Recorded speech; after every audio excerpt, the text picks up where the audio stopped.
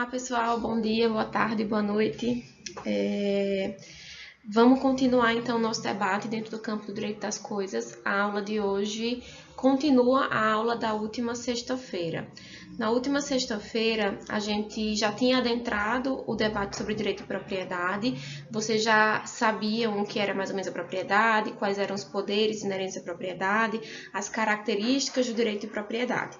E aí, na aula da última sexta-feira, nós discutimos os tipos de uso capião na aquisição da propriedade imobiliária. Então, vejam, nosso debate da semana passada foi a aquisição da propriedade imobiliária, isto é, como é que eu me torno proprietária de coisas que são imóveis, de coisas que não podem ser deslocadas de um ponto para o outro sem que elas percam sua estrutura. A aquisição imobiliária, portanto, a gente viu, pode ser adquirida por registro, idealmente vai ser por registro, mas além do registro pode ser também por uso capião, e aí a gente viu que tem vários tipos de uso capião. E vimos também que a propriedade imobiliária pode ser adquirida por accessão. A accessão pode ser natural ou pode ser artificial. Sobre a accessão especificamente, eu deixei uma atividade para vocês. Eu quero falar, antes de entrar no assunto da aula de hoje, eu quero falar um pouquinho sobre essa atividade, a gente discute a resolução. Mas assim, eu já corrigi as atividades que vocês me mandaram e a maior parte de vocês se saiu muito bem. Vocês entenderam mais ou menos o caso, alguns não deram o detalhamento que eu esperava e por isso não tiraram a pontuação completa. Mas a rigor ninguém errou propriamente a resolução da questão. Mas vamos lá, qual era o caso que vocês tinham que resolver? Maria era casada com Carlos e eles pagavam aluguel. Eles não queriam mais pagar aluguel, só que eles não tinham condições de comprar a casa. A sogra de Maria, mãe de Carlos, então, disse, olha, eu tenho uma casa lá nos fundos do terreno da minha casa, tem um terreno grande, dá para vocês construírem a casa de vocês. E aí Maria e Carlos aceitaram com seus próprios rendimentos, com seus próprios esforços, eles construíram a casa nos fundos da casa da sogra de Maria. Então, eles viveram lá por 20 anos, né? Isso, após 20 anos de casamento, Maria e Carlos decidiram se divorciar. Preocupada com a situação da casa que está no terreno da sogra, Maria procura você para entender se tem direito à propriedade do pequeno imóvel, que construiu com seus esforços em conjunto com o ex-esposo. Então, vejam só, a rigor, isso é caso de accessão. Por quê? Porque eu tenho um aumento do volume da coisa principal. Eu tenho um terreno, nesse terreno tem a casa. O terreno e a casa pertencem à sogra de Maria. E aí Maria e o esposo aumentaram o volume dessa coisa, construíram algo a mais que se atrelou à propriedade principal. Então, a rigor, a dona da casa de Carlos e Maria é a sogra, porque está no terreno dela. A accessão, então, ela garante a propriedade para a sogra. Só que eu falei para vocês que quando a accessão é feita com boa fé, a gente vai sempre tentar proteger essa boa fé. Embora Maria não tenha direito à propriedade da casa, por ela ter agido de boa fé. E por que houve boa fé? Porque estavam todos de pleno acordo. Vocês entendem isso, não entendem? Maria, Carlos e a sogra estavam os três com a mesma finalidade, com o mesmo objetivo. Vamos todos nos ajudar. Então, existia boa fé. Maria não se aproveitou de ninguém. Ela não vai ter direito à propriedade por causa disso, mas ela vai ter direito a um ressarcimento, a uma indenização pelos esforços que foram os esforços dela na construção daquele pequeno imóvel nos fundos da casa da sogra.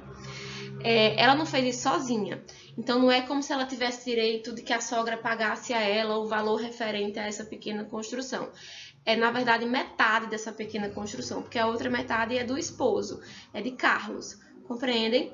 Então, vocês tinham que reconhecer que Maria não é proprietária, que por accessão a sogra de Maria é proprietária, mas como houve boa fé, Maria teria direito a um valor referente à metade do valor dessa pequena construção nos fundos da casa, como compensação pela construção e pela adição de volume e o aumento da propriedade da sogra dela. Então, esse seria o parecer ideal de vocês. A maior parte de vocês se deu muito bem. E são todos de parabéns. Vimos então como é que a gente adquire propriedade imobiliária. Na aula de hoje, a gente vai ver como é a aquisição da propriedade mobiliária. O que é a propriedade imobiliária? O que é a coisa móvel? A coisa móvel é aquela que pode ser retirada de um lugar e colocada em outro lugar, sem que ela perca nenhuma das suas qualidades essenciais. Então, como é que eu adquiro a propriedade das coisas móveis, das coisas que podem ser transladadas, que podem ser retiradas de um lugar para o outro? A gente tem um regime jurídico próprio que é diferente da propriedade imobiliária. Temos algumas formas de adquirir propriedade imobiliária, são essas que estão aí nos tópicos para vocês.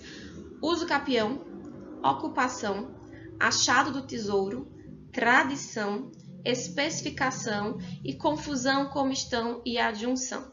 Seriam essas as formas de aquisição da propriedade imobiliária e é sobre isso que a gente vai discutir na aula de hoje. Primeiro, o uso capião.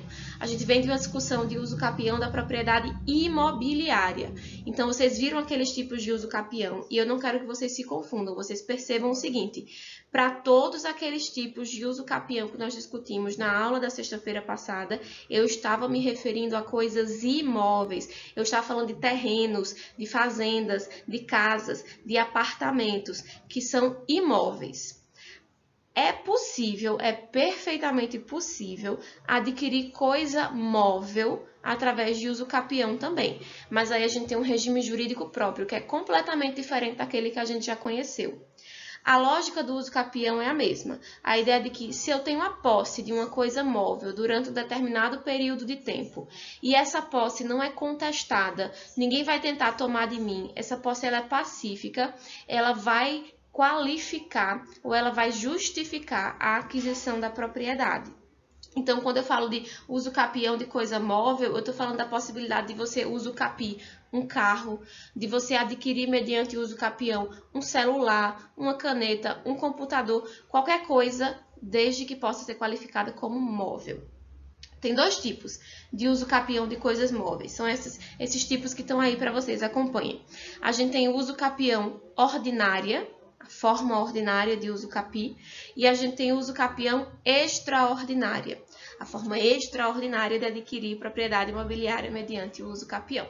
Qual seria a forma ordinária? A forma ordinária seria a forma ideal, em que a gente tem todos aqueles elementos de uma posse de boa-fé. Então, eu tenho uma posse contínua, isto é, não foi interrompida, já se acumula continuamente, ela não foi, eu tive posse durante um tempo, depois eu deixei essa posse e depois voltei até posse. Não, ela foi ininterrupta, posse contínua e incontestada. Ninguém contestou. Ninguém reclamou que aquela coisa era sua. Eu tive a posse daquele determinado móvel durante um determinado tempo, a gente vai ver que é de 3 anos, de maneira contínua por 3 anos e incontestada por 3 anos. Em 3 anos, ninguém veio reclamar e essa posse não foi interrompida. Além disso, essa posse se deu com justo título e com boa-fé. Isto é, boa-fé. Eu não tinha consciência de que estaria prejudicando ou lesionando o patrimônio alheio. Eu tinha convicção de que eu poderia ter aquela posse. Inclusive, eu tinha convicção de que eu deveria ser a proprietária. Isso vai qualificar a boa-fé. Além disso, justo título. Por que justo título? Eu tenho algum tipo de documento, pode ser um contrato, um recibo de quitação, algum tipo de documento que me dê a convicção de que eu tenho direito àquela coisa, de que eu tenho direito de manter aquela posse. Então, essa seria a forma ordinária de uso capir uma coisa móvel. Eu tenho posse contínua e incontestada por 3 anos, com justo título e com boa-fé. Compreende a lógica? Então, digamos que eu comprei comprei um celular. Esse celular está na minha posse já faz 3 anos, nunca me desfiz desse celular, minha posse é contínua, ninguém veio contestar esse celular para mim. Eu comprei, eu tenho um recibo de pagamento, eu tenho um contrato de compra e venda que é um justo título, e eu tinha convicção de que esse pagamento tinha sido feito e que eu tinha comprado de uma pessoa que era legítima proprietária. Mas digamos que não, eu não sabia. Mas o celular, na verdade, foi objeto de um furto, de um roubo, enfim. Se eu não sabia, eu tinha boa-fé.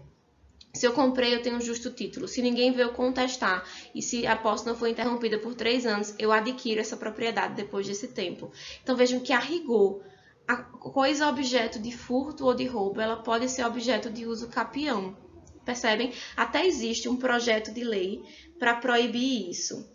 Até existe um projeto de lei para proibir o uso capião de coisa oriunda de crime. mas a rigor é um projeto, não foi aprovado ainda não. Compreendem? Além disso, a gente tem a usucapião extraordinária, que é aquela que se dá sem justo título e sem a boa-fé. Quando você sabe que você não deveria ser dono daquilo, você sabe que você está prejudicando o patrimônio de outra pessoa. Nesse caso, o tempo de posse contínua e incontestada, a posse sempre tem que ser contínua e incontestada, tá? Isso valeu lá para a propriedade imobiliária e vale aqui para a propriedade imobiliária também. Mas nesse caso, o tempo de posse contínua e incontestada, se não existe boa-fé, se não existe um justo título, é de 5 anos. Então, sobe de 3 para 5 anos. Vejam só. A coisa móvel, portanto, ela vai ser objeto de uso capião, mas com regime jurídico próprio. As características que são semelhantes ao uso capião que a gente viu anteriormente são essas. A posse ela sempre tem que ser contínua e incontestada, isto é, se alguém vier reclamar, se alguém ajuizar uma ação possessória, se alguém quiser tomar de volta, se alguém vier com busca e apreensão, então nesse caso houve contestação da posse. A gente interrompe o prazo de posse então, eu estou na posse da coisa há 2 anos, aí veio alguém querer pegar de volta. Pronto, não teve uso capião, porque eu não consegui acumular os 3 anos ou os 5 anos, a depender das circunstâncias dessa posse. Ok? Todo mundo entendeu isso? Além do uso capião, a propriedade imobiliária ela pode ser adquirida também por ocupação. O que seria a ocupação? A ocupação é um modo originário de aquisição da propriedade. Por que originário? A ideia de que se a coisa não tem dono ou se a coisa foi abandonada pelo dono, basta eu me apossar, me apropriar e essa posse já vai ter imediatamente o poder de constituir a propriedade. São 2 tipos de coisas que podem ser adquiridas por ocupação. É a coisa sem dono e a coisa abandonada. O que seria a coisa sem dono? A coisa sem dono é a coisa que nunca teve um dono, que existe na natureza e ninguém nunca foi dono deste bem. Por exemplo, você gosta de pescar. Aí você vai ali no Rio Paraíba para pescar e você tira um peixe bem grande. O peixe é seu? O peixe é seu. Por quê? Porque o peixe é coisa sem dono. Ninguém é dono daquele peixe. A rigor está ali em águas que são públicas. Qualquer pessoa pode ir lá pescar no rio. Desde, claro, que não tem uma norma ambiental que proíba a pescaria em determinado local para proteger os animais, enfim, a vegetação. Pode ter esse tipo de restrição. Mas, a rigor, as águas elas seriam públicas. Então, você pode pescar nos rios, você pode pescar no mar. E os peixes, os animais, que são considerados objetos, ainda, pelo menos no nosso regime jurídico, eles são coisas sem dono. Ninguém nunca foi dono desse peixe. Você foi lá, foi o primeiro a pegar o peixe. O peixe é seu, você leva para casa e você come o peixe se você quiser. Por quê? A forma de aquisição dessa propriedade é chamada de ocupação. Da mesma forma, se a coisa foi abandonada, aí já é outra circunstância. A coisa abandonada era coisa que tinha um dono, mas esse dono, seu estado de consciência era de deixar a coisa para lá, não querer mais, não faço mais questão disso na minha vida, sei lá. Eu comprei um sofá novo, porque o meu sofá está muito velho. Eu não quero mais o meu sofá velho. Eu vou pegar o sofá velho e colocar na calçada. Não faço questão de quem é que vai levar, do que é que vai acontecer com esse sofá. Quem passar lá pode pegar. Porque quando você vê um sofá, ou sei lá, uma TV, uma cadeira do lado do lixo, você pressupõe que a pessoa deixou lá para ser levada por quem quiser. Então, existe uma convicção por parte do proprietário de abandonar, de deixar para trás, de não saber mais qual é o destino daquela coisa. Se você tem convicção, portanto, de que o proprietário não tem mais interesse nesse bem, você pode pegar a coisa para si. E pegar para si vai ser uma forma de aquisição da propriedade chamada de ocupação. Então, a ocupação vai ser a forma de adquirir propriedade sobre a coisa que nunca teve dono ou a coisa que teve um dono, mas foi abandonada por este dono. Tá claro isso para todo mundo? Pessoal, eu vou quebrar o vídeo aqui, a gente vai para a parte 2, ok?